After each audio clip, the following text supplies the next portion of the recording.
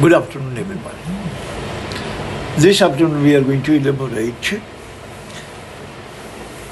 a kind of subject given by Paul Krugman.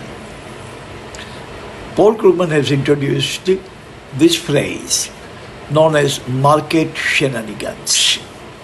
We are going to elaborate what is market shenanigan, how the market shenanigan affect market, how it affects customers, how it can actually benefit the market players, what government can do to prevent these market shenanigans.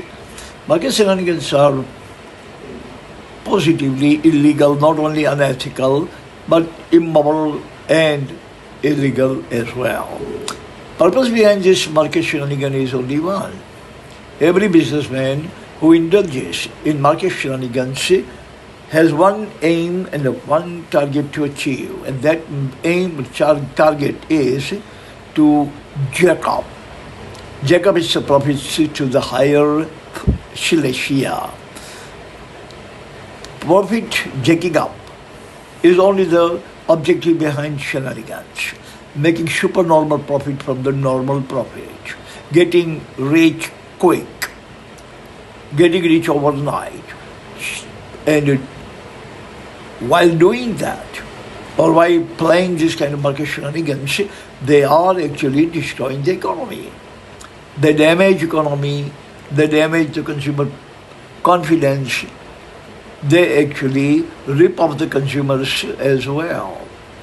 I have chosen 4 points to elaborate this market shenanigan illness or economic malaise, we can say. Point number 1 is attempt to cheat customers in broad daylight. Adam Smith has said long time ago in 1776 in his world-famous book, The Wealth of the Nation. He has said that businessmen would always attempt to cheat customer. Always attempt, every single time, every single moment, in every transaction. Only the thing that businessmen would be thinking about how to jack up the profit and what kind of shenanigans to play, whether they are legal, illegal, ethical, unethical. They don't care much as far as the profit elevation is concerned. Only the concern they have is how to elevate their profit. So, attempting to cheat the customer in broad daylight, the businessman would play all kinds of market shenanigans, cheating in metrology, cheating in price, cheating is quality, cheating is durability, utility, cheating by putting the wrong labels, by wrong company names, all sorts of things. They display shenanigans to fool the customers. When the customer is fooled, customer is definitely going to pay more for the product which is available or which is worth for 20-30% less. They are going to charge 20 to 30% more in order to jack up their profit, but at the same time, they are actually cheating the customer by this market shenanigans. Number 2, businessman attempts to jack up his profit to supernormal level. In economic jargon, supernormal profit is kind of unethical. Means when you are charging 30%, 40%, 50%, 150%, 200%, yes, that kind of profits are charged. This is not illegal, but it is unethical, immoral, absolutely going against the norm of the economy, going against the tenet of the business. It is cheating, it is swindling, and it is absolutely, positively plundering and pilfering, looting your customer. But you remember, at the end of the day, these customers are not going to be cheated too much. They are cheated one time. But the businessman is going to have very hard time at the end of the day. But those customers who are cheated, they will never return. And eventually, the time will come that no customer will be returning to that particular shop. Because he is cheated one time, second time he is never going to trust. Trust is something, once it is absolutely smashed, crushed, trust is actually rooted from you, then you are never going to trust that person again in your life.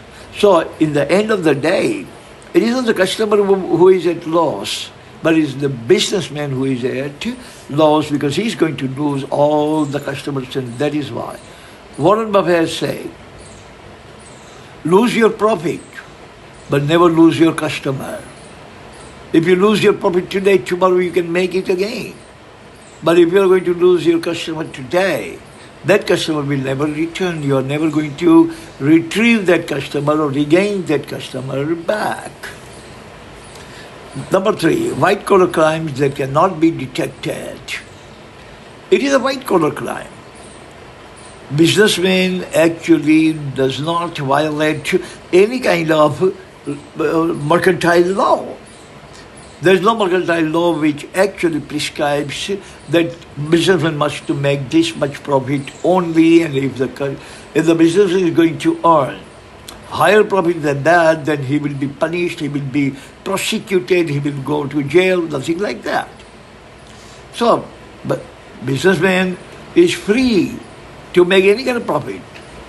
He can make 100%, 200%, 500% profit, who cares? But that is crime, that's called white-collar crime, cannot be detected. Police is not going to go after the businessman. Customer is not going to go to the police station and lodge a complaint against this businessman. And even if you lodge the complaint, it can go to customer court, consumer's court, and there will be a few hundred fines. Nothing we can say that nothing so harsh or so terrible that the government is going to take away his license to the business, or government is going to seal his business or anything like that. So it is a kind of white-collar crime that cannot be detected, and that is why every businessman is encouraged to loot and scoot the consumers as much as they can. Point number 4 is, businessmen would always attempt to cheat you.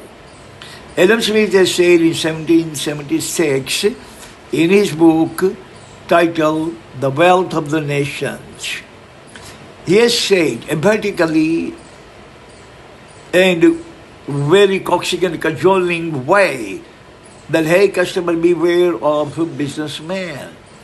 Businessman, we always trust. We always think the businessman is the most trustworthy person. He should be like that. He should be the most trustworthy person in the community, in the business community. But Adam Smith is saying totally other way around. Adam Smith has been telling us, he has been propounding and he has been warning us that beware of businessmen, because businessmen will always try to cheat you. Doctor is not going to cheat you, the lawyer is not going to cheat you, though they are also cheaters nowadays. Teacher is not going to teach you, he is also cheater today. Everyone who is dealing with money is more or less a cheater. But Adam Smith has not said anything about doctors or lawyers or teachers or professors, judges or anyone else, but only precisely and particularly about the businessman. He has said, hey customer, business will always try to cheat you, so you beware of businessman. Because businessman lives only for one thing, that is profit. And he would like to derive as high profit as possible, as much profit as possible, maximizing his profit on every single thing that he sells. He never minimizes the profit but maximizes it. So, that's all the time we have. Thank you very much for listening. See you again next time. Until then, God bless everyone on this planet. Amen.